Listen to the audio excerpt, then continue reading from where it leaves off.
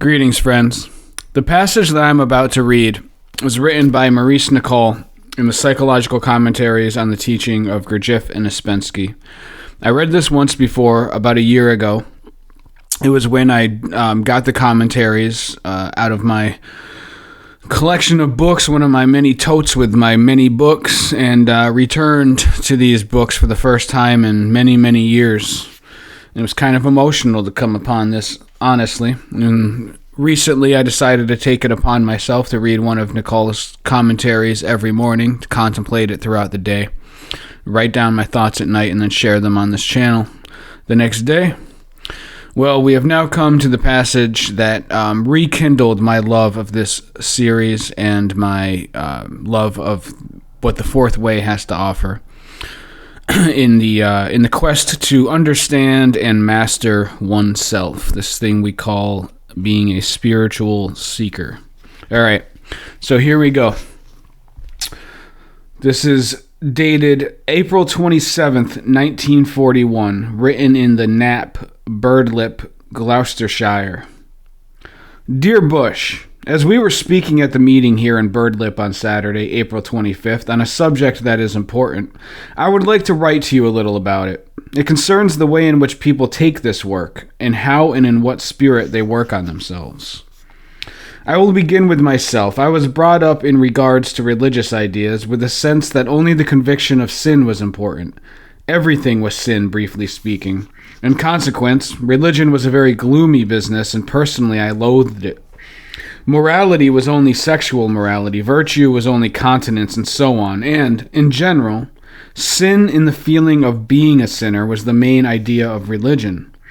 I never understood anything else in regard to religion as a boy, and so was either afraid or worried or hated the whole thing. I began to stammer badly. I listened to the scriptures, mostly drawn from the Old Testament, which always seemed indescribably horrible. God was a violent, jealous, evil, accusing person, and so on.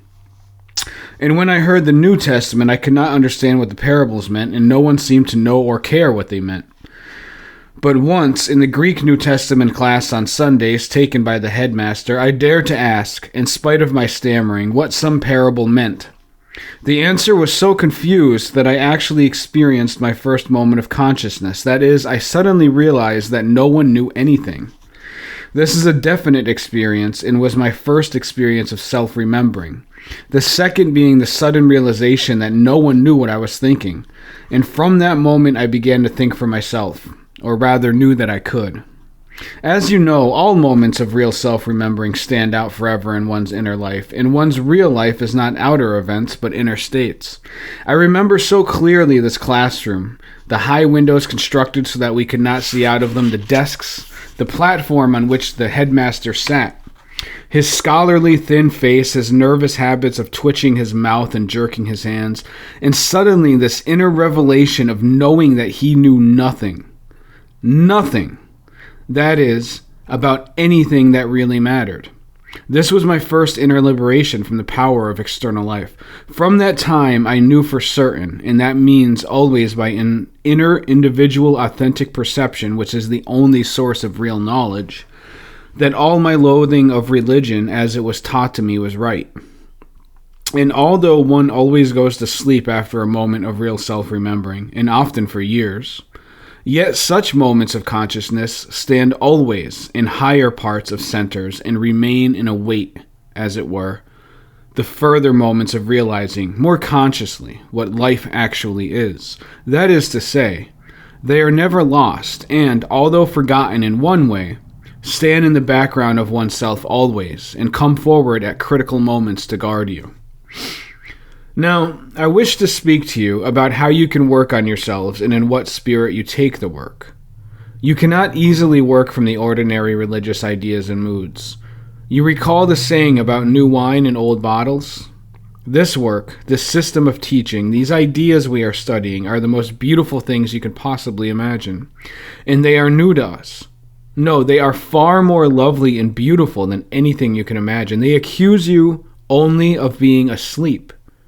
They hold no conviction of sin in them. They ask you quite gently to observe yourself. It is you yourself who must accuse yourself. Let us take one of the ideas of this teaching, an idea about essence. This teaching tells us that the essence of each of us comes down from the stars. You will remember the ray of creation. Essence comes down from the note La, and passing through the note Sol, and then the note Fa, enters the earth. We are not merely born of our parents. Our parents create the apparatus for the reception of this essence that comes from the stars. In all work, whether personal work, work with others in the work, or work for the work itself, and these are the three necessary lines of work for anyone who wishes to remain in this work, is to lead us back to where we have originally come from. Now, each one of us is down here on this dark planet, so low down in the ray of creation, because he or she has some special thing in themselves, some special factor or chief feature to see, to observe, to become conscious of, and to begin to dislike, and so to work against. It may be meanness, or cruelty, or lying, or self-pride, or fear, or ignorance, and so on. And if a man or woman dies without seeing why they are here, and what is the real reason of their lives, can it be called anything but a tragedy? Each of you is here, on the earth, because from the work point of view, you have something very special and very important to see in yourselves, and struggle against with all your skill and ingenuity. With all your strength of mind, and will, and soul, and heart, and body. But of course, if you pride yourselves on your virtues, well, what can happen save that self-righteousness, and so false personality, will be increased every day you live? And the result will be that you will crystallize out in such narrow viewpoints and attitudes and become dead people. You have heard me speak of the meaning of the dead in the Gospels, for example, as in Christ's remark, let the dead bury the dead. Or let the dead bury their dead. The dead are those dead to all possibility of working on themselves and so changing themselves. Now, the work can only be done in the spirit of its own beauty and light, in the spirit of its true message and significance. Life on earth is nothing but a field for working on oneself, so that one can return from whence one came. To take life as an end in itself is not to understand the work. And it may cause a wrong attitude, which may be the source of many negative emotions and of useless efforts made in negative states. For to work in a negative way is useless. It is only through some kind of delight, some feeling of joy or pleasure, or some genuine affection or desire that a person can work and bring about any change of being in himself. Fear, for example, will not act in this way. A man may have some knowledge of truth, but unless he values it, unless he feels some delight in it, it cannot affect him. It cannot act on him. For a man unites with truth only through his love, as it were. And in this way his being is changed. But if he is negative, then his love life, that is, his emotional side, is in a wrong state. And it will be the same if he is in a state of fear and feels compelled to do something against his will. To do a thing willingly from a delight in doing it will affect a change in you. And when a person begins to take up his own cross, that is, the burden of some difficult thing in himself that he has at last come to observe, and does it in such a spirit, then he will get results. But if he does it heavily out of the conviction of sin, nothing will ever come out of it, and especially if he shows others what he is trying to do and likes to look miserable or grave or sad. And in this connection, you will remember what Christ said about fasting, namely, that if you fast, you should anoint your head and wash your face, that thou be not seen of men to fast. To work on oneself from the conviction of sin puts the work into negative parts of centers. And to work in a negative way can lead to a worse state of oneself than not to work at all. Some tend to take the work in this heavy way, but no one can fathom the delight people take in making themselves miserable and enjoying their negative states. You all know and have often heard me say that negative parts of centers create nothing. When I first heard Mr. O say that negative parts of centers cannot create anything and that people who try to work in a heavy, dreary, negative way could only make their inner state worse than it was. Then I think I experienced almost another moment of consciousness. I understood that what I had felt about religion had been right. It was suddenly formulated and explained. This work, if you listen to it and hear it in your hearts, is the most beautiful thing you can possibly imagine.